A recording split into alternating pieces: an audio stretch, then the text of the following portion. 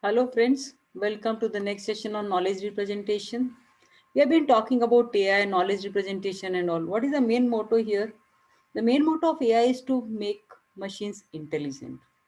When we call machine as intelligent, when do we call machine as intelligent? Suppose there is some inbuilt logic stored in the machine.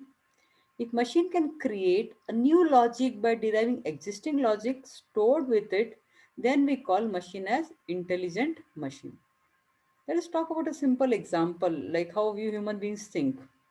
There's a statement, if you wake up late, then you are late for office. This is one sentence, and the second sentence is, you were late for office. There are two sentences given. If you wake up late, then you are late for office.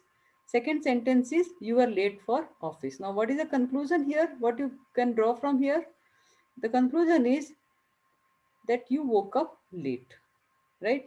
As human beings, we understand this, but if machines can also derive new logic from existing ones, then machines are intelligent. There are a set of rules which are created to help machines learn and derive some new logic. And today we're going to talk and learn about those rules. And those rules are nothing but inference rules.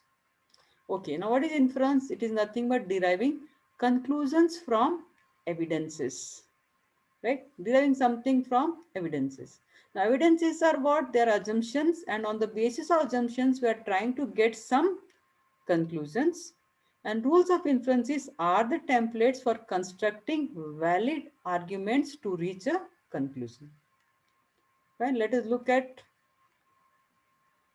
with a simple example. Now, inference rules are nothing but deducing a logical outcomes. Now, if it rains, I will get wet is the first statement, right? If it rains, I will get wet. Now, it's raining is the second statement. So, what is the conclusion here? I will get wet. So, these are the logical statement, right? Now, rules of inference is what? Taking set of premises and getting to a conclusion. Now, these are the premises, statement 1, statement 2, and this is the conclusion, right? So, if it rains, I'll get wet. Second statement, it's raining. These are the premises. Using these premises, I've taken a conclusion that I will get wet. Right? This is a simple way the inference rules works. The same thing can be represented even like this. R implies W and R implies W. So with truth table, this would be a tautology. So all rules of inference of this form are going to form a tautology. Now let us look at the types of, okay, before that, inferences. A set of premises like P1, P2 till Pn prove some conclusions, Q and argument. So this is what is a inference base, in fact, right? An argument is valid if the premises logically involve the conclusion. Now these premises what we are using should have some logical to reach a logical conclusion. Now all inference rules takes us from the premises to the conclusion. Now there are 10 types of inference rules we'll be looking at. And the most famous one is the modus ponens and resolution, right? On the resolution, we'll have a separate lecture itself. Let us start with modus ponens. Okay. So what modus ponens says? P implies Q, P therefore Q.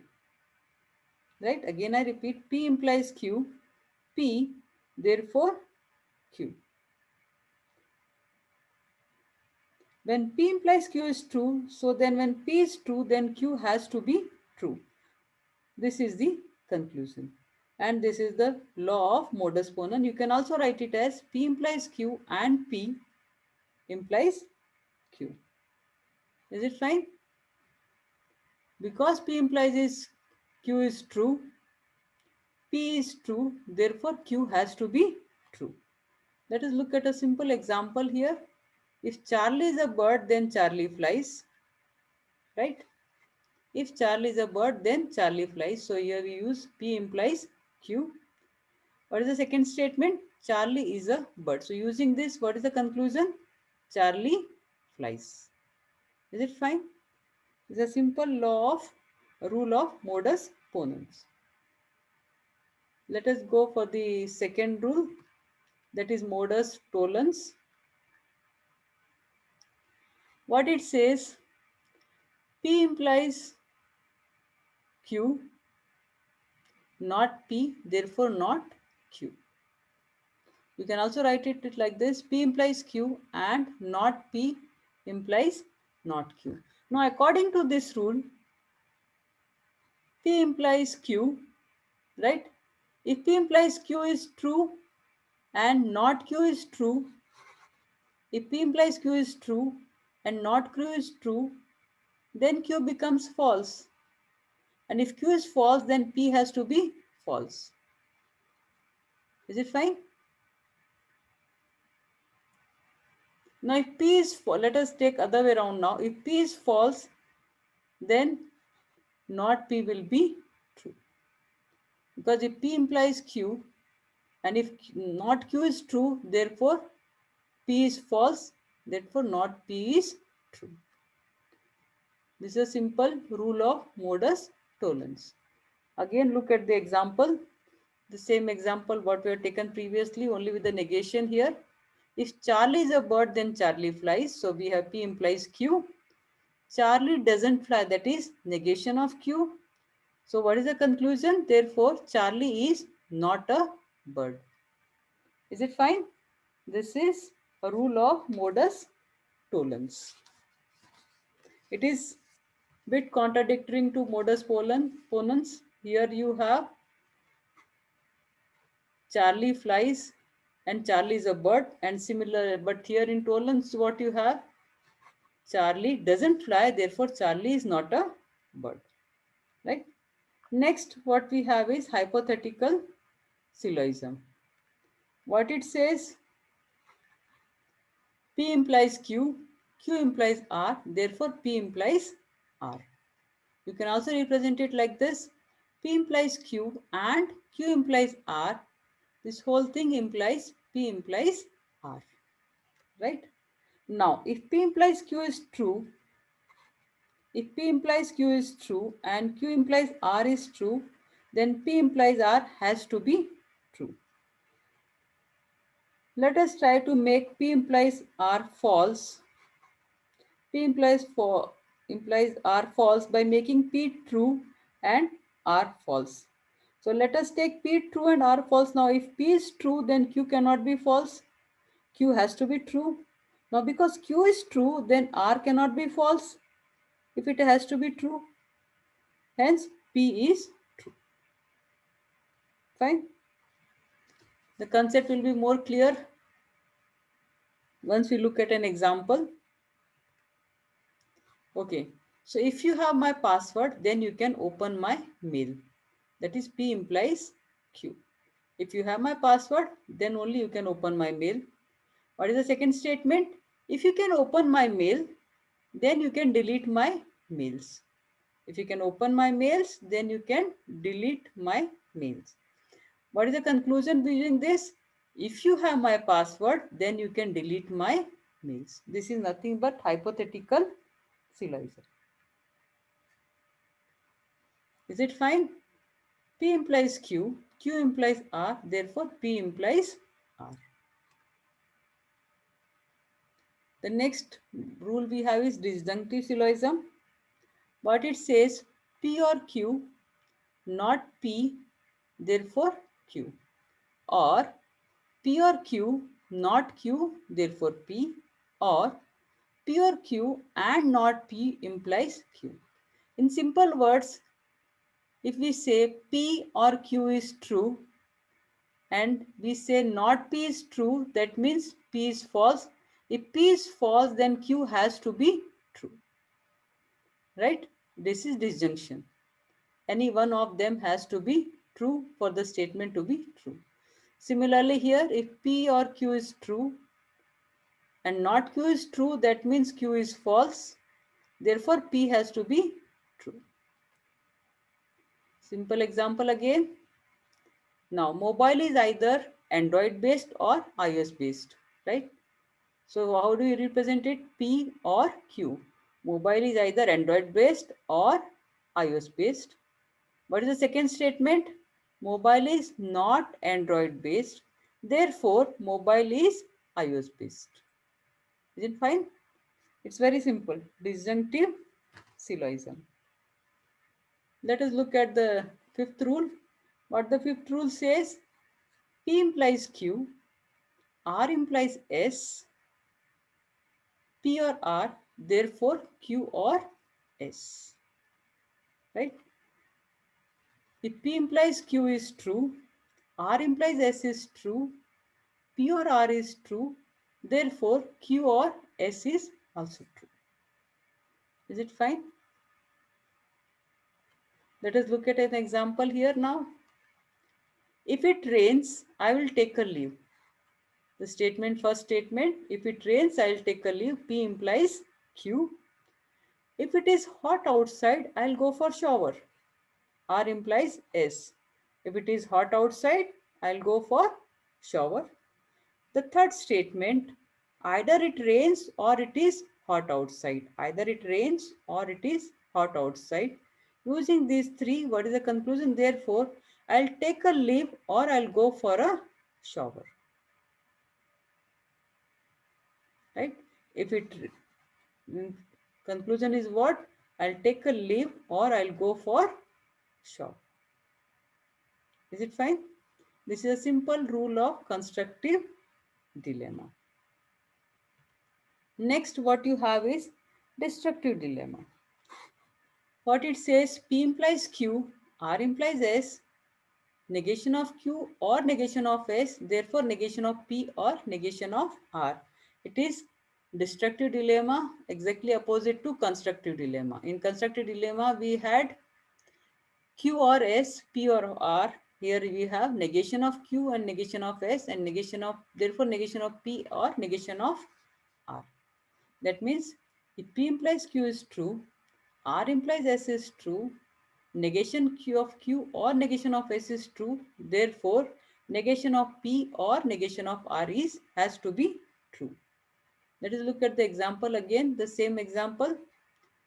If it rains, I'll take a leave. P implies Q, like same as the previous example what we have taken for constructive dilemma. Now, second statement, if it is hot outside, I'll go for shower. R implies S. Now, I will not take a leave or I will not go for a shower. That is negation of Q. I'll not take a leave, right? I'll not go for shower. That is negation of S. These are the three statements. And what is the conclusion we get? Either it rains, either it does not rain, or it is not hot outside, right? Either it does not rain, right? Or it does not, or it is not hot outside. This is the conclusion. P implies Q, R implies S, not negation of Q or negation of S, therefore negation of P or negation of R. This is a simple rule of destructive dilemma. Next, we have addition. Right? Here what we saying? P, therefore P or Q. You can also write it as P implies P or Q. So when P is true, then definitely P or Q is also true. Now if this is true, then anything with true will always be true. Like if P is true, Q may be false, but still the statement P or Q will be true. Right? Let us look at an example here again. It is sunny today. It may rain today. Right? This is P, this is Q. Now it is sunny today or it may rain. That is P or Q. So either of them may be true, but the statement will be true. This is addition. Next, what we are talking about is simplification. What simplification says? P and Q, therefore P. P and Q, therefore Q. or it can be P and Q implies P, or P and Q implies Q.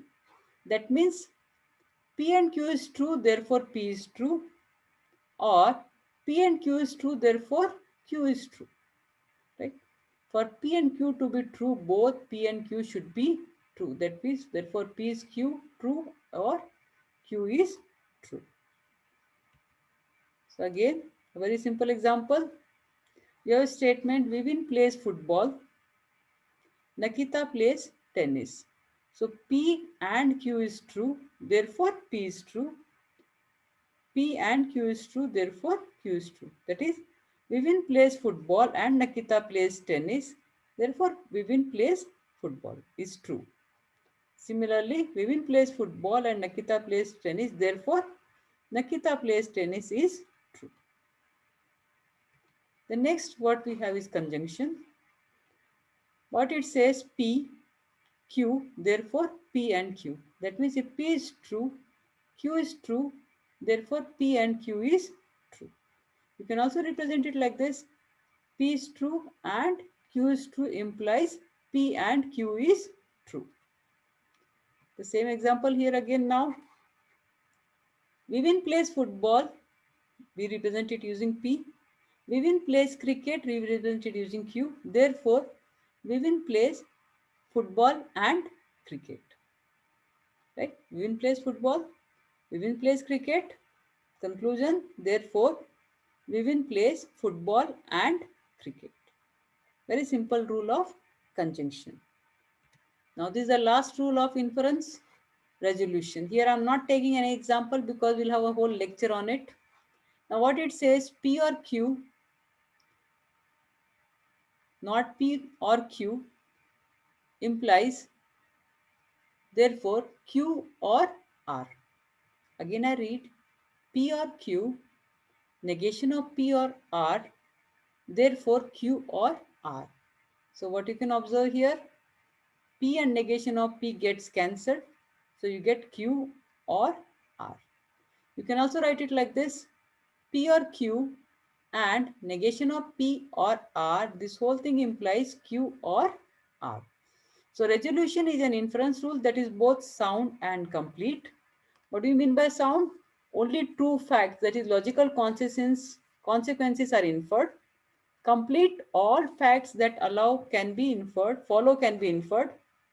Basically, resolution is a cancelling method, as we saw here, right? Again, a simple example: given A or B, right?